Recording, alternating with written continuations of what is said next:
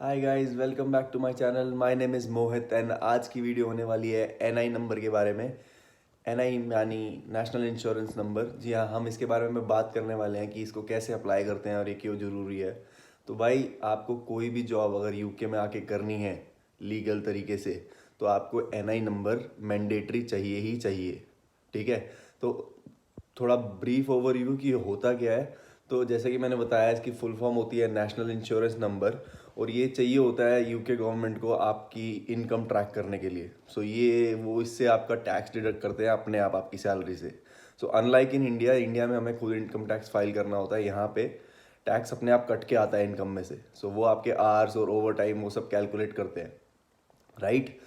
In simple terms, जैसे अपना India में पैन कार्ड होता है, ऐसे यहाँ पे एनआई नंबर होता है। ठीक है। तो भाई शुरू करते हैं प्रोसेस का। लेकिन प्रोसेस शुरू करने से पहले मैं आपको एक चीज़ बता दूं कि प्रोसेस के बाद मैं आऊँगा कुछ मिस्टेक्स पे और कुछ केयरलेसनेस पे स्टूडेंट्स की यहाँ पे।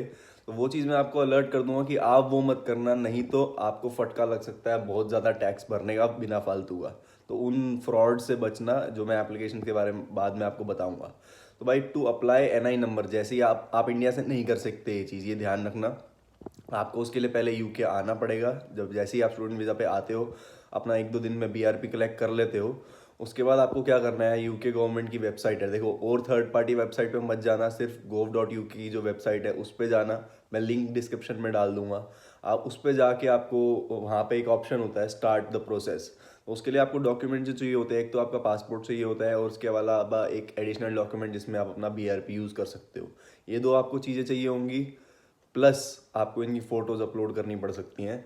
ये सब आपको करना है उन्हीं वेबसाइट पे। जैसे ही आप प्रोसेस स्टार्ट नाउ करोगे, तो आपको अपनी कुछ डिटेल्स डालनी होगी, जैसे कि डेट ऑफ बर्थ, एड्रेस, या जो भी वो मांगते हैं। उसके अलावा फ़ोटो अपलोड करनी होगी डॉक्यूमेंट्स की, और मे भी आपको अपने पासपोर्ट के साथ भी अपनी एक फ़ोटो अपलोड करनी पड़े, डिपेंड्स ऑन द रिक्वायरमेंट। तो जब आप वो अप्लाई कर दोगे, उसके बाद आपको एक रेफरेंस नंबर आ जाएगा थ्रू योर ईमेल एड्रेस। तो भाई, अपना ईमेल एड्रेस प्राइमरी वाला ही डालना। जैसे ही आपको वो रेफरेंस नंबर आ जाता है, आप through then and there job start कर सकते हो। कुछ एम्प्लॉयर्स होते हैं जो चिक चिक करते हैं, बट मोस्टली जो है पार्ट टाइम जॉब आपको रेफरेंस नंबर में मिल जाती है। और जैसे ही आपका 15-20 दिन में एनआई नंबर आ जाता है, आप उनको दे सकते हो आपका नेशनल इंश्योरेंस नंबर। मेरे टाइम पे थोड़ा प्रोसेस अलग था। मेरे टाइम पे बाय फ़ोन किया था मैंने, सो तब ये प्रोसेस शायद था नहीं, या मुझे पता नहीं था। सिंस ये अब है, ये काफ़ी ईजियर है लोगों के लिए, तो आप इसका फ़ायदा उठा सकते हो। अगर आपके पास कोई भी डॉक्यूमेंट नहीं है या कोई स्ट्रगल कर रहे हो, तो भी आप, ऐसा नहीं है अप्लाई नहीं कर सकते, आप कर सकते हो, बट आपको इन पर्सन जाके अपॉइंटमेंट लेके अपनी आइडेंटिटी प्रूव करनी होगी। ये सीन होता है उसका। ठीक है। ये आपको 15-20 दिन में एनआई नंबर भी आ जाएगा, और उस जैसे ही आप अप्लाई करोगे, तो आपको रेफरेंस नंबर मिल जाएगा, जिससे आप जॉब स्टार्ट कर सकते हो। इससे आपका जो 20 आवर लिमिट है वो भी ट्रैक होता है, जितने आप आवर्स करते हो, जितने आपको पेमेंट आता है। और वो प्रो रोटा बेसिस पे होता है, जैसे या जितना ज़्यादा आप काम करोगे, उतना आपका टैक्स कटेगा। 20 आवर पे वो नहीं करता टैक्स मेरे अकॉर्डिंग। सो ये चीज़ें ध्यान में रखने वाली हैं। लेकिन अब आते हैं फ्रॉड पे भाई। ये बहुत इंपॉर्टेंट इन्फॉर्मेशन है, ये आपको कोई नहीं देगा, लेकिन मैं आपको रियल टाइम एक्सपीरियंस जो है ना, मैंने देखा है लोगों का और अपना, उस पर बता रहा हूँ। जैसे ही आप किसी एम्प्लॉयर को अपनी डिटेल देते हो, फॉर्म में भरते हो और जॉब स्टार्ट करते हो, ठीक है, फ़ोन आए, कोई फ्रॉड आए कि हाँ मैं आपका एनआई नंबर चाहिए, आपका टैक्स ये है, आपको अरेस्ट करने आ रहे हैं, सब कुछ भूल जाओ, ऐसा कुछ नहीं होता है यहाँ पे। दूसरी बात, जब आप किसी एम्प्लॉयर के बाद जॉब बंद करके स्विच करते हो, मान लो आपने यहाँ पे किसी रेस्टोरेंट में किया, जॉब स्टार्ट किया, और आपने बंद करके अब कहीं और स्टार्ट कर दिया, तो भाई जैसे ही आप जॉब छोड़ते हो, उनको बोलो मेरे को P45 चाहिए। P45 एक फॉर्म होता है, जिसमें आपका जो एम्प्लॉयर होता है, वो उनकी HMRC की ऑनलाइन वेबसाइट पर जाके आपकी एम्प्लॉयमेंट एंड कर देता है।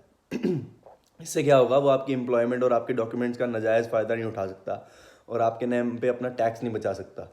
अदरवाइज़ मैंने यहाँ पे काफ़ी केसेस ये देखे हैं कि लोगों ने जॉब छोड़ दी, लेकिन उस एम्प्लॉयर ने जॉब वहाँ पे HMRC को दिखाई रही। अभी उसका टैक्स कट रहा है, उसको पता भी नहीं चल रहा। तो भाई ये लंबा फटका पड़ सकता है। मेरे एक रिसेंटली एक दोस्त को 2000 पाउंड का टैक्स का आ गया था इसी चक्कर में, लेकिन उसने वो चीज़ ठीक करा ली, since he didn't work there, right. तो ऐसी सिचुएशन से बचो। जैसे ही आप जहाँ पे जॉब छोड़ रहे हो, उसको बोलो आपको P45 आपका दे दे। जैसे ही उसने P45 इशू कर दिया, मीन्स आप सॉर्टेड हो। ठीक है। और ये सब डॉक्यूमेंट्स काफ़ी ज़रूरी होते हैं, कई चीज़ों में आपका एज ए एड्रेस प्रूफ भी काम आ जाते हैं। So it's always good to take P45।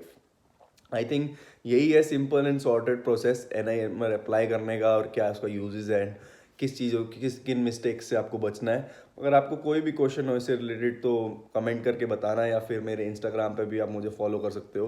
वहाँ पे भी मैं छोटी छोटी रील्स डालता रहता हूँ, informative and about the life in UK.